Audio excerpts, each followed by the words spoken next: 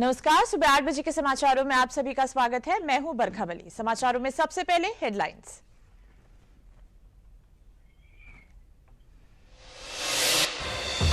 मुख्यमंत्री योगी आदित्यनाथ ने कानपुर में सीसामाऊ उपचुनाव को लेकर विशाल जनसभा को किया संबोधित। कहा, बीजेपी लोक कल्याण की गारंटी है, हर गरीब को आवास, राशन कार्ड सहित अन्य योजनाओं का मिल रहा है लाभ।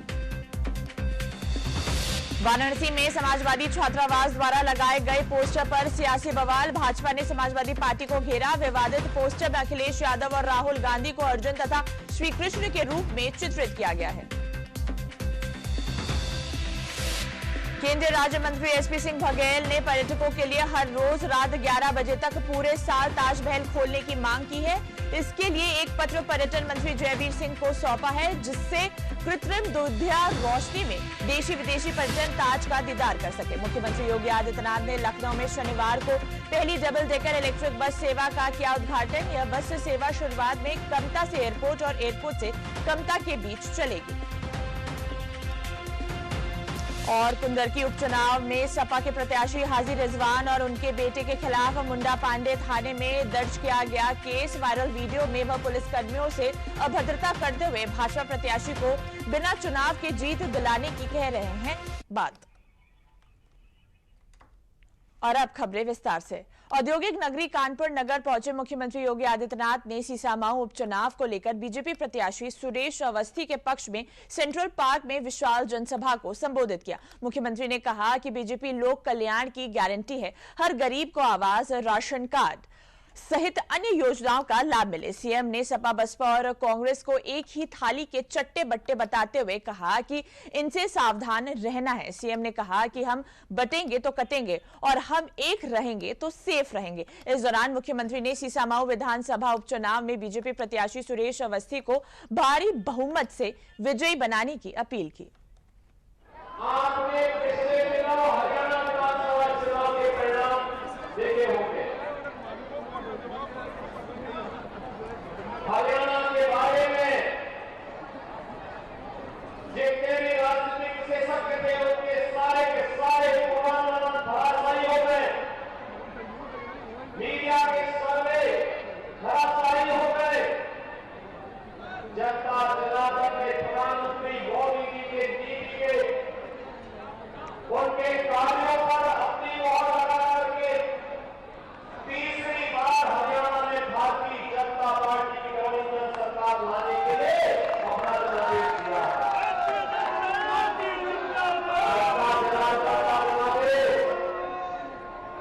हिंदी गठबंधन, समाजवादी पार्टी, कांग्रेस के गठबंधन के लिए भी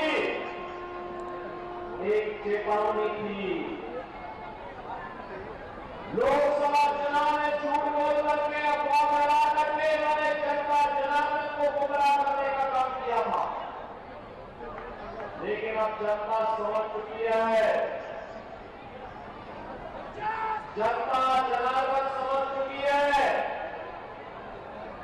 ये लोग जनभावनाओं के साथ खिलवाड़ करने वाले हैं और इनको एक्सपोज किया है। अभी 2-3 दिन पहले ही जम्मू कश्मीर विधानसभा ने धारा 370 को फिर से बहाल करने का प्रस्ताव पारित करके कांग्रेस और दिल्ली गठबंधन की पूरी पोल खोल करके रख दी है। उत्तर प्रदेश की 9 विधानसभा सीटों पर हो रहे उपचुनाव में भाजपा की जीत सुनिश्चित करने के लिए मुख्यमंत्री योगी आदित्यनाथ आज 3 रैलियां कर पार्टी के पक्ष में जीत का माहौल बनाएंगे। योगी आदित्यनाथ कटहरी, फूलपुर और मंझवा विधानसभा क्षेत्र में भाजपा प्रत्याशियों के समर्थन में रैलियां करेंगे।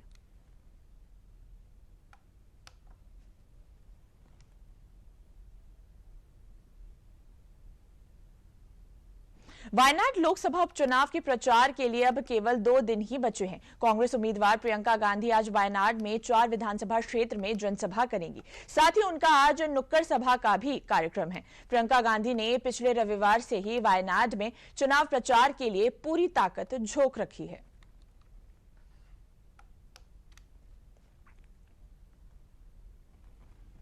यूपी के अमेठी में हुई नेताओं की चुनौतियों के बीच प्रदेश की एक और बड़ी खबर सामने आई है, जो कि अखिलेश के पोस्टर पर जाकर रुकी है और फिर से सपा इसमें घिरती हुई नजर आ रही है। क्या है पूरी खबर, देखिए इस रिपोर्ट में।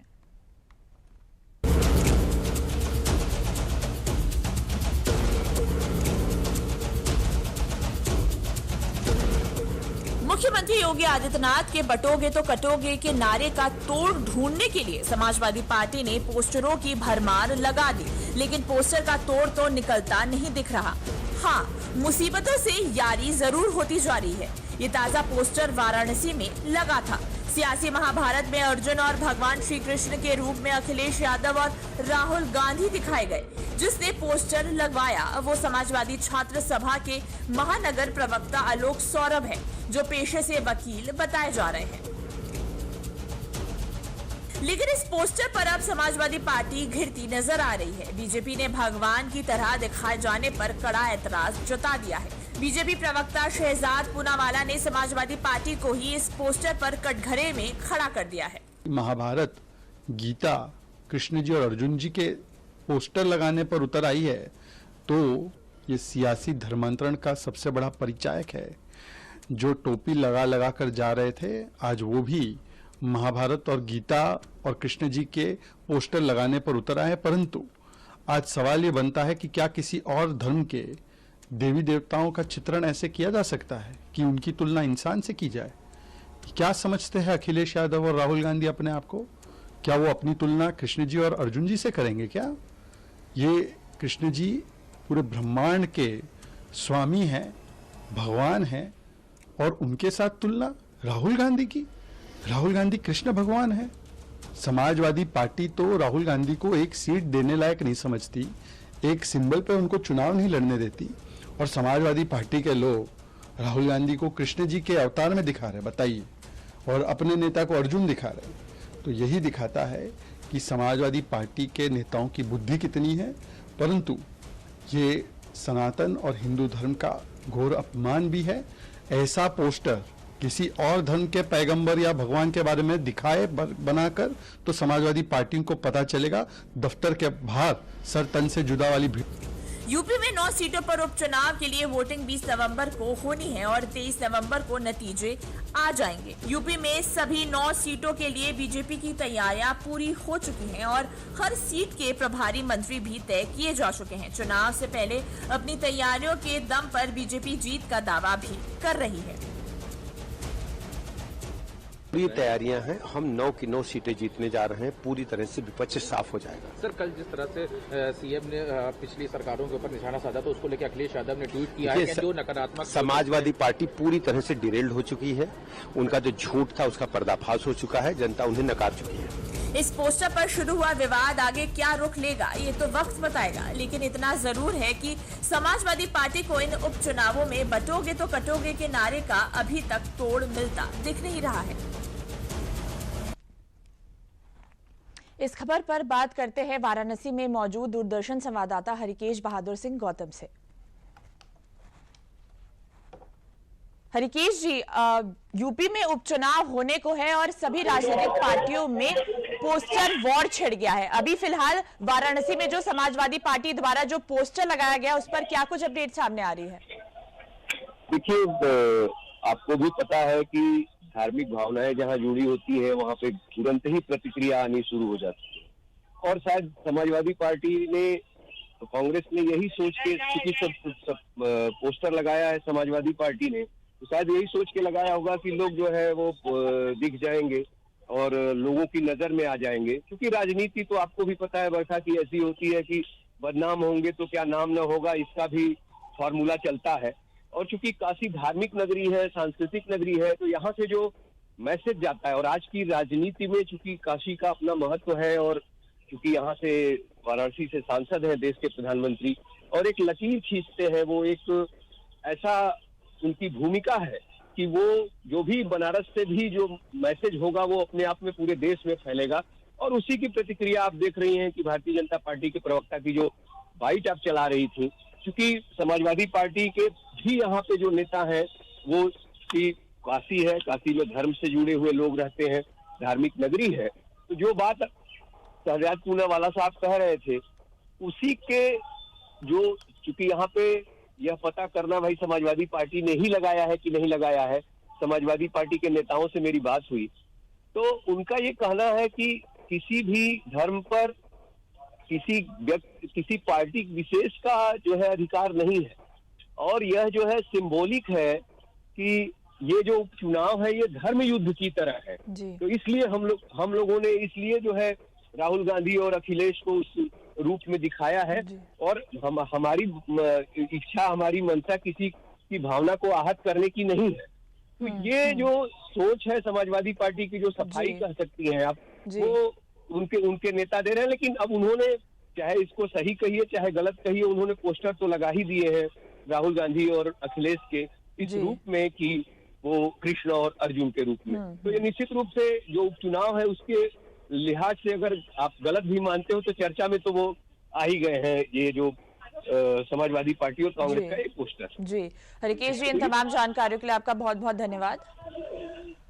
बढ़ते अपनी अगली खबर पर, आइए अब आपको दिखाते हैं यूपी के विकास की नई तस्वीर। अभी तक दिल्ली, मुंबई और बेंगलुरु जैसे बड़े शहरों में डबल डेकर बस दिखती थी, लेकिन अब योगी सरकार ने प्रदेश को भी डबल डेकर की सौगात दे दी है। क्या है पूरी खबर, देखिए इस रिपोर्ट में।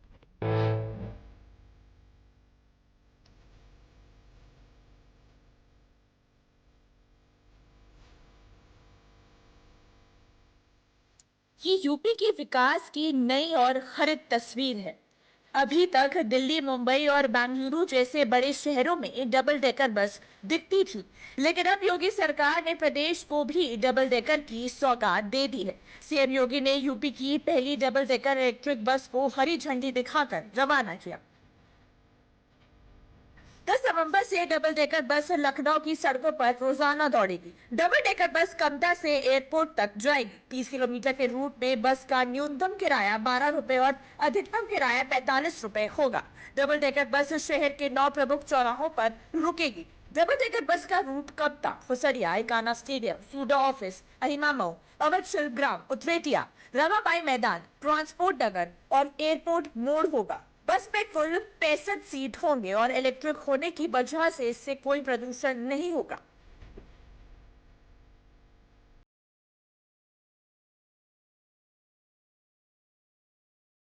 इसके अलावा सीएम योगी आदित्यनाथ ने शनिवार को स्थानीय कला, शिल्प और हस्तशिल्प को बढ़ावा देने के लिए आयोजित आकांक्षा हाट का भी शुभारंभ किया।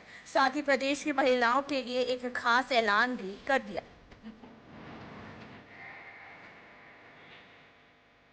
हमारा बसेज की सुविधा में जो महिला यात्रियों की टिकट की व्यवस्था की गई और 50% की टिकट की छूट करने की घोषणा में करना है। इसमें दिल्ली में यानी शनिवार के दिन महिलाओं के लिए विदेश टूर के लिए भी एक व्यवस्था इसमें निःशुल्क रहेगी। यह व्यवस्था आकांक्षा समिति और उनसे जुड़े हुए लोग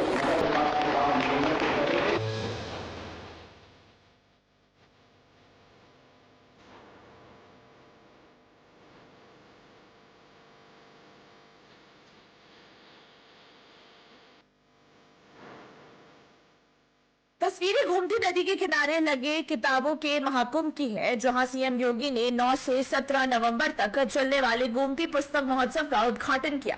साथ ही सीएम ने हर हाथ स्मार्टफोन वाले डिजिटल युग में किताबों के महत्व पर युवाओं को बड़ी सीख भी दी। आज के इस डिजिटल युग में हम अधिकाधिक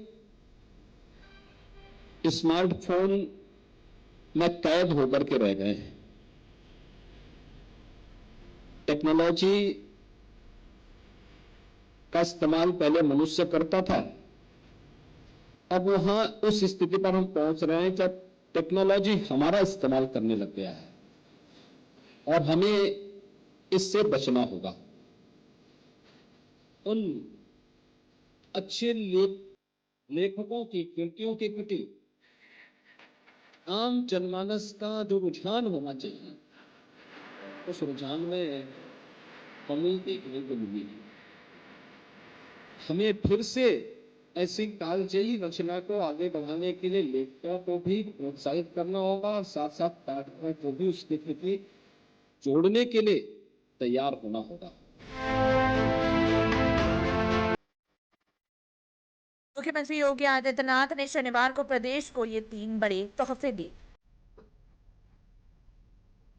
समाचारों में आगे बढ़ने से पहले लेते हैं विराम।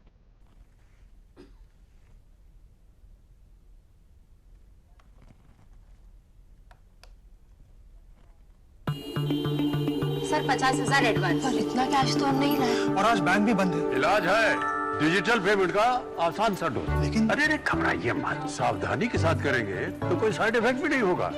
फोन लाइए मुझे, यहाँ फोन लगाइए। डिजिटल पेमेंट से लेन देन हो सकता है, आसान, सुरक्षित और तेज। मैंने तो इन्हें डिजिटल पेमेंट सिखा दिया है। आपने, क्योंकि आरबीआई कहता है कि डिजिटल पेमेंट अपनाओ, औरों को भी सिखाओ।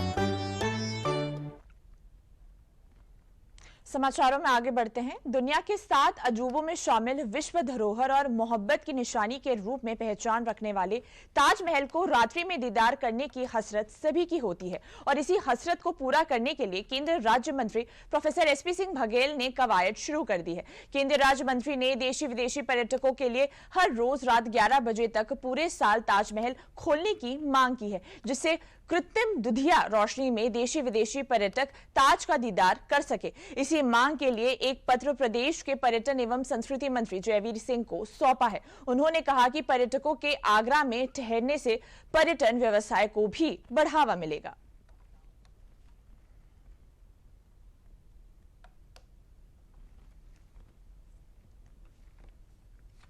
आगरा जिले की हर विधानसभा के आध्यात्मिक और पौराणिक दृष्टिकोण से जितने मंदिर थे उन सब के लिए पैसा देने का काम किया। आज मैंने एक पत्र, खतो किताबत तो पहले से चल रही है, लेकिन आज पर्यटन मंत्री जी को एक पत्र दिया जिसमें आगरा के ताजमहल को कृत्रिम प्रकाश व्यवस्था में पूरे 365 दिन खोलने का अनुरोध किया है। चूंकि ये एक टोकन स्वरूप 5 दिन खुलता है चंद्रमा की रोशनी में, तो वो बहुत इतनी अच्छी नहीं होती कि देखी जाए, लेकिन आज के वैज्ञानिक युग में हम कृत्रिम प्रकाश व्यवस्था में ताजमहल को ऐसी लाइट लगे जो ताजमहल को खतरा भी ना पहुंचाए, एनजीटी और सुप्रीम कोर्ट के मानकों के अनुसार सही हो।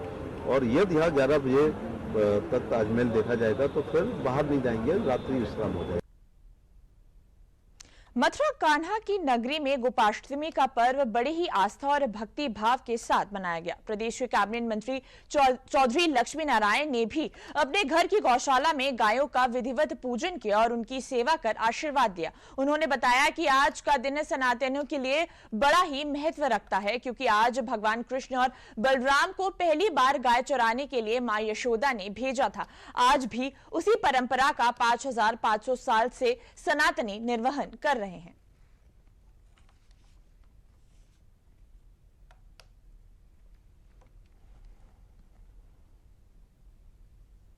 गोपाष्टमी इसलिए मनाई जाती है क्योंकि भगवान कृष्ण और बलराम दोनों भाई आज गायों का पूजन करके पहली बार गाय चराने गए थे। इसलिए ये 5500 वर्ष से गोपाष्टमी का दिन मनाया जाता है। जितने भी सनातन धर्म के प्रेमी हैं, वैसे तो अधिकांश सब गाय अपने घर पे ही रखते हैं, लेकिन जो गाय घर पे नहीं भी रखता है वो भी आज के दिन कहीं ना कहीं गौशालाओं में या कहीं ना कहीं जाके गायों का पूजन। प्रदेश के नागरिक सुरक्षा एवं होमगार्ड राज्य मंत्री धर्मवीर प्रजापति ने जनपद इटावा के सती मंदिर परिक्षेत्र में आयोजित कुश्ती दंगल में मुख्य अतिथि के रूप में सम्मिलित हुए। 78 वर्षों से लगातार आयोजित हो रहे दंगल में राज्य मंत्री ने पहलवानों का हाथ मिलवाकर कुश्ती का प्रारंभ कराया। इस अवसर पर मीडिया से बात करते हुए राज्य मंत्री ने कहा कि सपा अपने कार्यकाल को देखे जिसमें जातीय दंगे होते थे, अवैध कब्जे व वसूली होती थी। भाजपा सरकार जब से बनी है सुशासन मजबूत हुआ है, महिलाओं और व्यापारियों को सम्मान मिला है। जब से माननीय मुख्यमंत्री योगी के नेतृत्व में सरकार बनी है, शासन बहुत मजबूत हुआ है और मैं कह सकता हूँ कि सभी में इस विश्वास का प्रतीक जगह है और सभी भरोसा कायम करते हैं।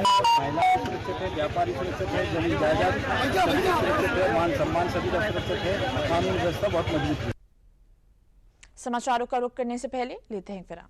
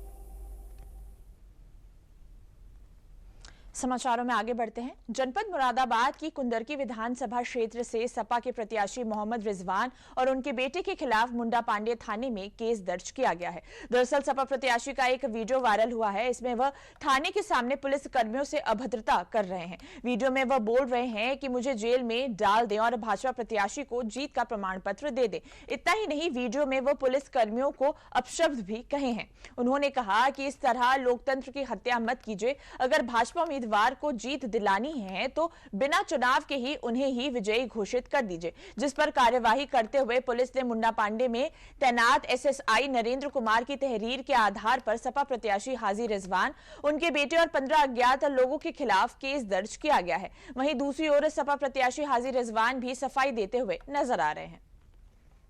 पहली बात तो मेरा बेटा नहीं था, वहाँ कोई मतलब ही नहीं था। बिल्कुल मैं गया था, हमारे जिला अध्यक्ष जी थे और तो हमारे कार्यकर्ता थे, वही सब लोग गए थे वहां पर कि साहब ये अन्याय क्यों हो रहा है हमारे साथ में। अब बताओ, अपने अन्याय के खिलाफ भी आवाज नहीं कर सकते।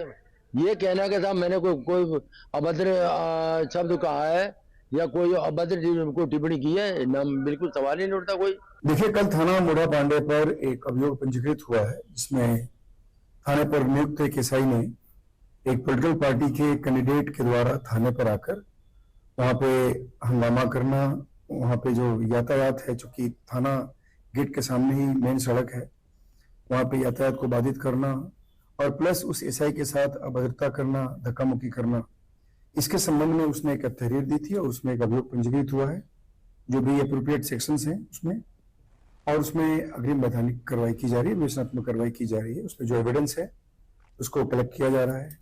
इसके संबंध में एक वीडियो वायरल भी हुआ था, इसके बारे में संबंधित जो एसआई है उसका कहना था कि ये वीडियो है बहुत ही सिलेक्टिव वीडियो है और उसमें बहुत सारी चीजें हुई थी, केवल कुछ ऐसे पोर्शन को रिकॉर्ड किया गया था और उसको दिखाया गया, उसको वायरल किया गया, जिससे उसको वो पर्सनली आहत है और प्लस जो डिपार्टमेंट है वो भी उसकी भी जो इमेज है उसको धूमिल करने का प्रयास किया गया है। अयोध्या के कार्तिक पूर्णिमा मेले का प्रथम चरण 14 कोसी परिक्रमा कल शनिवार को शाम से शुरू हो गया। शुभ मुहूर्त अक्षय नवमी लगने के पहले ही लाखों श्रद्धालुओं ने अयोध्या में जगह जगह से परिक्रमा शुरू कर दी है और देखते ही देखते संपूर्ण परिक्रमा मार्ग श्रद्धालुओं से भर गया। परंपरा है, जो परिक्रमार्थी जहां से परिक्रमा शुरू करेगा वहीं पर परिक्रमा समाप्त भी करेगा। भगवान रामलला के प्राण प्रतिष्ठा के बाद ये पहली परिक्रमा है जिसका उल्लास और उमंग परिक्रमार्थियों में साफ झलक रहा है। सुरक्षा और श्रद्धालुओं की सुविधा के लिए परिक्रमा मार्ग को जोन और सेक्टर में विभक्त कर व्यवस्था की गई है। 14 कोसी परिक्रमा आज शाम 4:30 बजे तक चलेगी। बहुत अद्भुत लग रहा है, अपनी अपनी श्रद्धा है और देखिए करोड़ों लाखों के देश में लोग आए हैं और इतनी ज्यादा जनसंख्या है, राम नाम का नारा तो हर जगह गूंज रहा है। व्यवस्थाएं उच्च है, आप देख लीजिए, लाइट देख लीजिए, अद्भुत कितना लग रहा है। संगम देखिए लोगों का। इस बार का परिक्रमा की खास बात यह है कि इतने दूर से लोग आए हैं श्री राम मंदिर दर्शन करने के लिए। राम मंदिर के दर्शन करने के लिए लाखों की संख्याओं में भीड़ हुई है। इस बार हर साल से ज्यादा इस बार भगवान राम के दर्शन करने के लिए इस बार भीड़ हो रही है। अयोध्या में बहुत डेवलपमेंट है और पूरी तरीके से संतुष्ट हैं लोग यहाँ पे। भाजपा ने बहुत काम किया है। हम लोग यहाँ पे पहली परिक्रमा करने निकले हैं जो प्राण प्रतिष्ठा के बाद की आई है, जबकि एक बार मैंने बहुत पहले किया था, लेकिन अब मैं दोबारा से फिर कर रहा हूँ।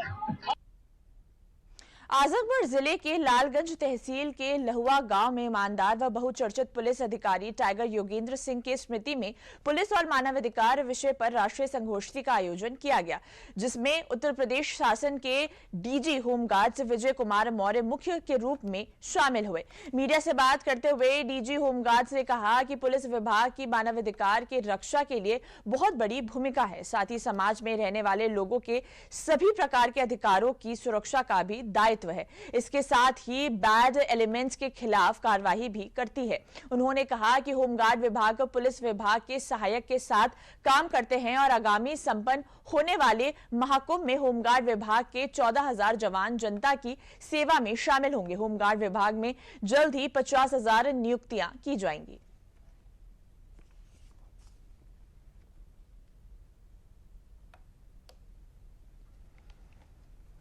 जैसे महाकुंभ में 14,000 हमारे होमगार्ड्स लगाए जा रहे हैं, जो हमारे सारे जितने भी वहां पर तीर्थ यात्री आएंगे उनकी सेवा में लगे रहेंगे। तो एक बहुत बड़ा संगठन है जो कि आम जनता के बहुत निकट है, स्वयंसेवी संगठन है, लगातार सबके साथ मिलकर काम कर रहा है।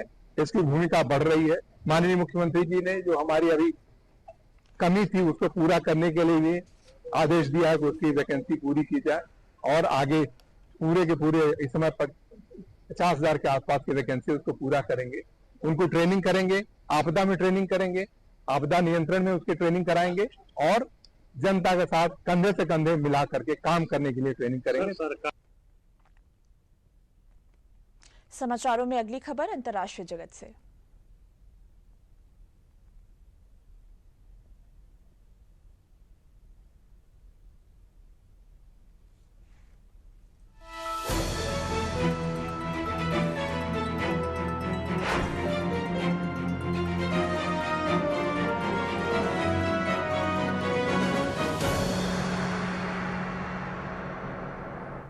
बांग्लादेश में तख्ता पलट के 3 महीने बाद शेख हसीना की पार्टी अवामी लीग ने ढाका में बड़ी विरोध प्रदर्शन रैली का आह्वान किया है। अगस्त में छात्रों के विद्रोह के बाद से अवामी लीग के नेताओं और कार्यकर्ताओं को हमले का सामना करना पड़ा था।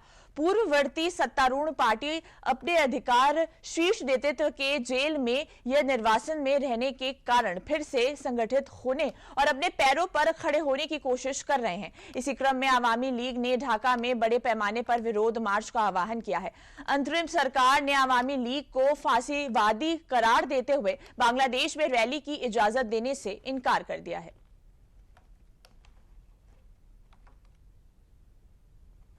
अमेरिकन राष्ट्रपति जो बाइडेन बुधवार को व्हाइट हाउस में नवनिर्वाचित राष्ट्रपति डोनाल्ड ट्रंप से मुलाकात करेंगे। व्हाइट हाउस की जानकारी के मुताबिक बाइडेन और ट्रंप ओवल हाउस में बुधवार को सुबह 11 बजे मुलाकात करेंगे। राष्ट्रपति चुनाव में रिपब्लिकन नेता के निर्णायक चुनावी जीत के बाद बाइडेन ने सत्ता के व्यवस्थित हस्तांतरण का वादा किया है। अमेरिका में 4 साल के बाद रिपब्लिकन पार्टी सत्ता में वापसी कर रही है। 20 जनवरी को डोनाल्ड ट्रंप राष्ट्रपति पद की शपथ लेंगे।